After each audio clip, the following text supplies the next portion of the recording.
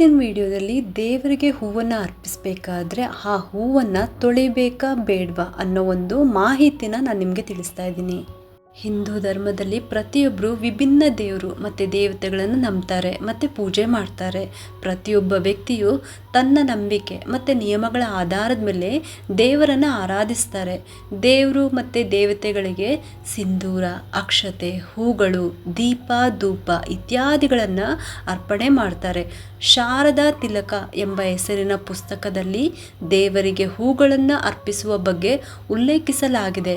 ಇದರ ಪ್ರಕಾರ ದೇವರು ಮತ್ತು ದೇವತೆಯ ತಲೆಯು ಯಾವಾಗಲೂ ಹೂಗಳಿಂದ ಅಲಂಕರಿತವಾಗಿರಬೇಕು. ಈ ಕಾರಣಕ್ಕಾಗಿ ಹೂಗಳನ್ನು ಖಂಡಿತವಾಗಿಯೂ ಪ್ರತಿ ದೇವರು ಮತ್ತು ದೇವತೆಗಳಿಗೆ ಅರ್ಪಿಸಲಾಗುತ್ತೆ.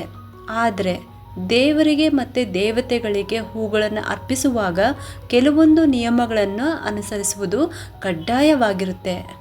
ದೇವರು ಮತ್ತು ದೇವತೆಗಳಿಗೆ ಹೂಗಳನ್ನು ಅರ್ಪಿಸುವಾಗ ಯಾವೆಲ್ಲ ತಪ್ಪುಗಳನ್ನು ಮಾಡಬಾರ್ದು. ಧರ್ಮ ಗ್ರಂಥಗಳ ಪ್ರಕಾರ ಅನೇಕ ಬಾರಿ ಭಕ್ತರು ದೇವರಿಗೆ ಮತ್ತು ದೇವತೆಗಳಿಗೆ ಅರ್ಪಿಸಲು ಮಡಕೆ ಅಥವಾ ಇನ್ಯಾವುದೇ ಪಾತ್ರೆಯಲ್ಲಿ ನೀರನ್ನು ತೆಗೆದುಕೊಂಡು ಅದರಲ್ಲಿ ಹೂಗಳನ್ನು ಹಾಕಿಬಿಟ್ಟು ಅಭ್ಯಾಸವನ್ನು ಮಾಡ್ಕೊಂಡಿರ್ತಾರೆ. ಇದಲ್ಲದೆ ಅನೇಕ ಭಕ್ತರು ಮರಗಳು ಮತ್ತು ಗಿಡಗಳಿಂದ ಹೂಗಳನ್ನು ಕಿತ್ಬಿಟ್ಟು ನೀರಿನಿಂದ ತೊಳೆದ್ಬಿಟ್ಟು ಆನಂತರ ದೇವರಿಗೆ ಅರ್ಪಿಸುವ ಅಭ್ಯಾಸವನ್ನು ಮಾಡ್ಕೊಂಡಿರ್ತಾರೆ. ಆದರೆ ಇಂತಹ ತಪ್ಪುಗಳನ್ನು ಮಾಡಬಾರ್ದು. ವಾಸ್ತವವಾಗಿ ಭಗವಾನ್ ವಿಷ್ಣು ನೀರಿನಲ್ಲಿ ನೆಲೆಸಿರ್ತಾರೆ ಅಂತ ಹೇಳ್ತಾರೆ. ಶಾಸ್ತ್ರಗಳ ಪ್ರಕಾರ ಬ್ರಹ್ಮಾಂಡದ ಪೋಷಕನಾದ ಭಗವಾನ್ ವಿಷ್ಣುವು ನೀರಿನಲ್ಲಿ ನೆಲೆಸಿದ್ದಾನೆ. ಆದಿಪುರುಷ ವಿಷ್ಣುವಿನ ವಾಸಸ್ಥಾನ ಅಂದರೆ ನೀರು ಅಂತ ಹೇಳ್ತಾರೆ. ಈ ಕಾರಣಕ್ಕಾಗಿ ವಿಷ್ಣುವನ್ನು ನಾರಾಯಣ ಎಂಬ ಹೆಸರಿನಿಂದಲೂ ಕರೆಯಲಾಗುತ್ತೆ. ಈ ಕಾರಣದಿಂದಾಗಿ ಹೂವನ್ನು ನೀರಿನಿಂದ ತೊಳೆದ್ರೆ ಅಥವಾ ನೀರಿನಲ್ಲಿ ಹಾಕಿದ್ರೆ ಅದನ್ನು ಮೊದಲು ವಿಷ್ಣು ದೇವನಿಗೆ ಅರ್ಪಿಸಲಾಗಿದೆ ಎಂದರ್ಥ. ಇವಾಗ ಒಂದು ದೇವರಿಗೆ ಅರ್ಪಿಸಿದ ಹೂವನ್ನು ಇನ್ನೊಂದು ದೇವರಿಗೆ ಅರ್ಪಿಸಿದ್ರೆ ಪೂಜೆಯಲ್ಲಿ ಸ್ವೀಕಾರ ಅರ್ಹವಾಗಿರುವುದಿಲ್ಲ.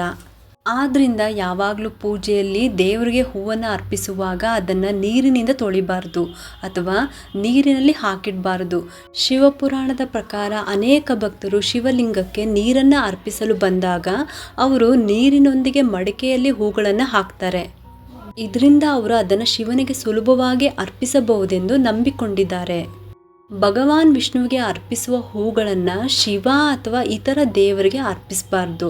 ಇದರಿಂದ ಶಿವನಿಗೆ ಮಾಡಿದ ಪೂಜೆಯ ಫಲ ಲಭಿಸೋದಿಲ್ಲ.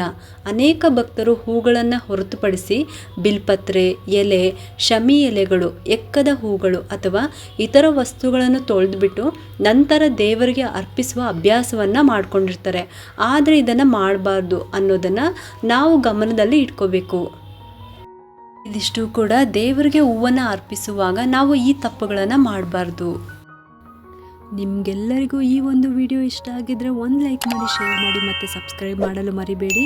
ಏಕೆಂದರೆ ನೀವು ಮಾಡೋ ಒಂದು ಸಬ್ಸ್ಕ್ರೈಬಿಂದ ನಮ್ಮಂತಹ ಸಣ್ಣ ಸಣ್ಣ ಚಾನಲ್ಸ್ಗೆ ಒಂದು ಸಪೋರ್ಟ್ ಮಾಡ್ದಂಗೆ ಆಗುತ್ತೆ. ಮತ್ತೆ ಸಿಗ್ತೀನಿ ಮುಂದಿನ ಹೊಸ ವಿಡಿಯೋದೊಂದಿಗೆ ಅಂತ ಹೇಳ್ತಾ ಈ ವಿಡಿಯೋನ ಮುಗಿಸ್ತಾ ಇದ್ದೀನಿ. ಸರ್ವೇ ಜನ ಸುಖಿನೋ ಭವಂತು.